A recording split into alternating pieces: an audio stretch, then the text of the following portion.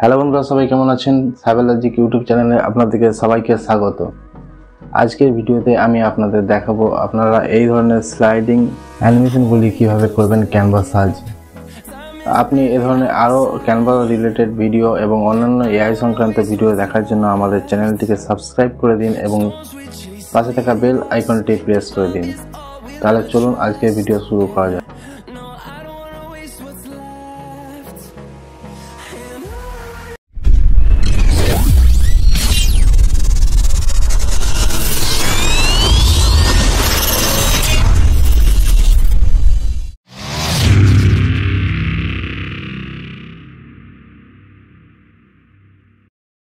আমরা প্রথমেই আমাদের ক্যানভাতে চলে আসছি এবং প্রজেক্টের জন্য আমরা একটি পেজ নিয়ে নিচ্ছি। আমি এখানে ল্যান্ডস্কেপ পেজ নিচ্ছি। এরপর আমরা আমাদের প্রজেক্টের জন্য গুগল থেকে কিছু বেবিদের ইমেজ ডাউনলোড করেছি। এরপর এখানে আপলোড সেকশনে গিয়ে সেই ইমেজগুলি এখানে আপলোড করে দিচ্ছি। আপনি এখানে আপনার ইমেজগুলি এখানে আপলোড করে দেবেন। এরপর আমরা এই ব্যাকগ্রাউন্ডটাতে একটি সুন্দর ওয়ালপেপার দেব। এর জন্য আমরা এলিমেন্ট সেকশন থেকে একটা ব্যাকগ্রাউন্ড এখানে সেট করব। আমরা এলিমেন্টে গিয়ে আমি এখানে উডেন ওয়াল সার্চ করছি এবং এখান থেকে একটা ভালো ওয়ালপেপার এখানে সেট করছি।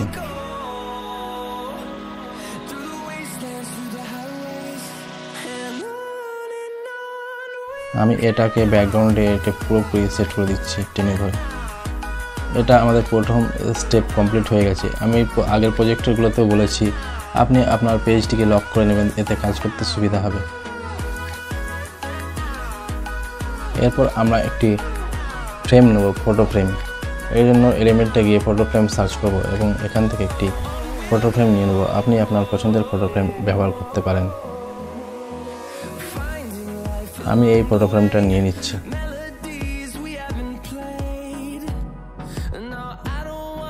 এরপর আমি একটা একটা করে ফটোগুলো এই ফ্রেমে সেট করছি এবং একটা একটা করে সাইজ মতো বসিয়ে নিচ্ছি।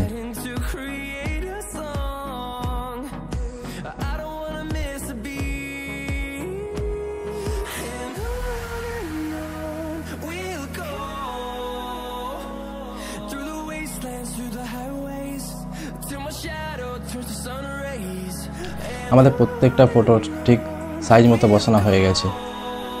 এরপর আমাদের কাজ হবে এটিকে ডাউনলোড করে নেওয়া।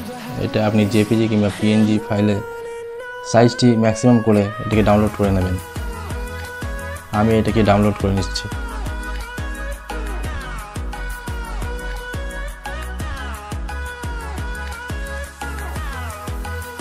এরপর এই পেজটিকে আমি ডিলিট করে দিচ্ছি। এরপর আবারও আপলোড সেকশনে গিয়ে যে ইমেজটি এক্ষুনি আমি ডাউনলোড করলাম সেটা এখানে আপলোড করে দিচ্ছি।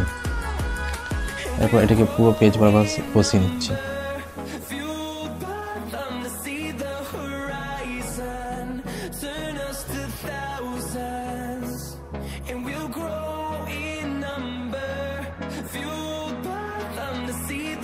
আপনি চাইলে যখন ফ্রেমগুলি ছিলেন তখনই আপনি এই ফ্রেমগুলিতে শ্যাডো দিয়ে দিতে পারতেন।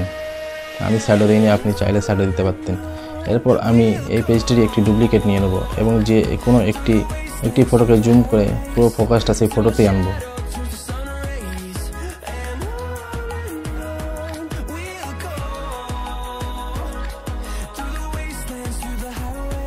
এরপর আপনি এখানে একটা অ্যানিমেশন দিয়ে দেবেন। আমি যে অ্যানিমেশনটা দিচ্ছি আপনি সেই অ্যানিমেশনটা দিতে পারেন। এরপর এই পেজটি ডুপ্লিকেট নিয়ে নেব এবং আরও একটি ফটো সেটাই জুম করব। আপনি এটিকে রোটেট করে আপনার ফটোটিকে ঠিক মতো বসিয়ে নিতে পারেন এবং সেম প্রসেসে আরও ডুপ্লিকেট পেজ নিয়ে আপনি বাকি ফটোগুলিতেও এইভাবে সেম প্রসেসে জুম করে পুরো ফোকাসটা সেই ফটোর ওপরে আনতে পারেন। আমি একে একে সবগুলি করে নিচ্ছি, আপনি দেখতে থাকুন।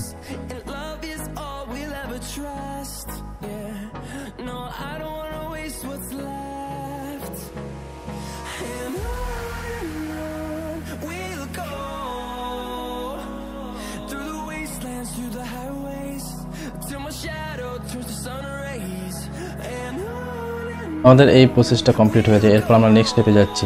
এরপর আপনি এই দুটো পেজের মাঝখানে ক্লিক করে এটি ট্রানজেকশন দিয়ে দেবেন মুভ অ্যান্ড ম্যাচ এবং অ্যাপ্লাই অল লেয়ার বা পেজ অপশন দেখতে পাবেন। এখানে ক্লিক করে প্রত্যেকটি পেজেতে একই ট্রানজেকশন দিয়ে দেবেন।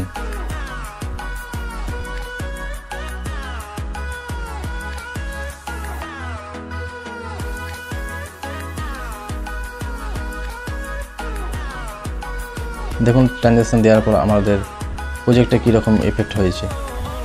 এরপর আমি এই প্রত্যেকটি পেজেতে একটি করে অ্যানিমেশন দিচ্ছি, যেটা আমি প্রথমেও দেখিয়েছিলাম।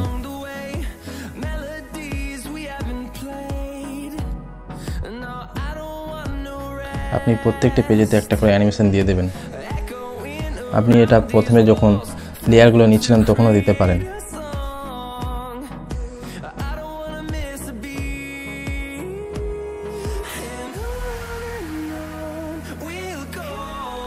এরপর আমাদের প্রজেক্টটা দেখুন কীরকম হয়েছে।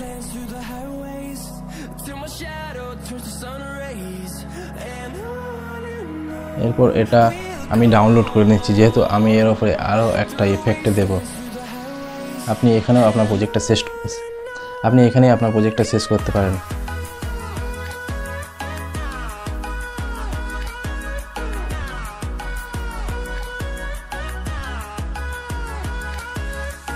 আমি চাইছি এখানে আমার ফটোগুলির ওপরে আলাদা একটা ওভারলে ইফেক্ট পড়ুক। এই জন্য আমি ফটোটা ডাউনলোড করে নিচ্ছি এবং আবারও আপলোডের সেকশনে গিয়ে আপলোড করে আবার নতুন করে এটি কাজ করব।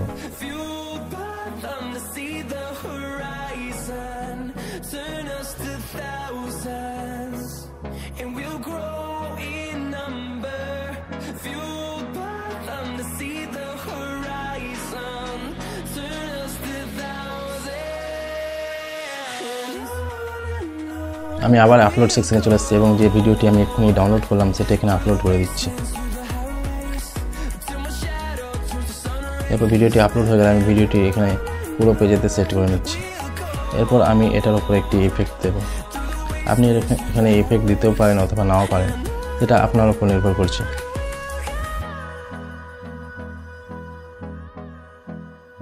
এরপর আমরা এলিমেন্টে গিয়ে একটা ইফেক্ট সার্চ করব।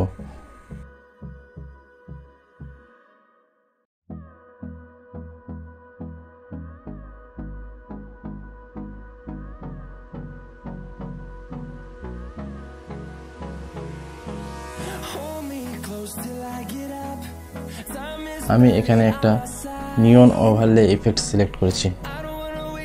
আমি সেটা এখানে সার্চ করেছি এবং যে অপশনগুলি এসেছে এখান থেকে আমি সিলেক্ট করে নিচ্ছি। এরপর আমি এটা ভিডিওতে দিয়ে দিচ্ছি এবং এটা ডাউনলোড করে নিচ্ছি।